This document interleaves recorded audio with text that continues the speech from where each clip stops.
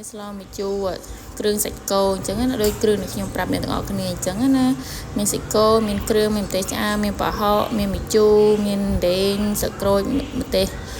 ស្រស់អញ្ចឹងណាបងប្អូនអរគ្នាបន្ទាប់មកយើងដាក់ឆ្នាំងទៅដាក់ខ្ទះឲ្យកូរគ្រឿងឲ្យសព្វចូលគ្នាទៅឲ្យគ្រឿងខ្ញុំប្រាប់មុនប៉ុន្មានហ្នឹងព្រោះវិធីសាស្ត្រនេះងាយស្រួលអញ្ចឹងណាបងប្អូនមានវិធីសាស្ត្រណាផ្សេងជួយខមមិនប្រាប់ក្នុងវីដេអូនោះផងអញ្ចឹងណាបងប្អូនចឹងមកខ្ញុំកូរគ្រឿងដាក់សព្វចូលគ្នាខ្ញុំដាក់ម្ទេសដាក់សុំទៅដាក់ម្ទេសដាក់អំបិលដាក់ប៊ីចេងអញ្ចឹងណាហើយស្ករខ្ញុំដាក់ឲ្យខ្ញុំដាក់ស្ករក្រហមអញ្ចឹងវាមានជាតិឈ្ងុយអញ្ចឹងទឹកត្រីទៅខ្ញុំកូរវាឲ្យឈ្ងុយសចូលគ្នាអញ្ចឹងណាបងប្អូនតែវាទៀតឃើញបងប្អូនខ្លះដាក់ខ្ទិះដូងតែគ្រួសារខ្ញុំអត់សូវណាប៉ិនខ្ទិះដូងអញ្ចឹងណា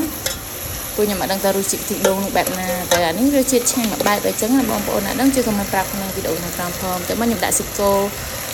ចូលអញ្ចឹងណាបងប្អូនដាក់ស្ករចូលឲ្យកូរចូលគ្នាអីចឹងណាបងប្អូនដាក់សាច់គោចូលឲ្យកូរវាទៅឲ្យវាអស់ទៅខ្ញុំថែមទឹកមុំយើងសាច់គោយើងប៉ុណ្ណឹងក៏ได้ថាដាក់ទឹកច្រើនក៏ឆ្ងាញ់ដែរអញ្ចឹងយើងដាក់មុំហើយពេលមកយើងដាក់តកួនអញ្ចឹងណាបងប្អូនដាក់តកួនកុំឲ្យដាក់ឆ្អិនពេកដាក់ពុះមកក៏រួចរាល់បងប្អូនអរគ្នា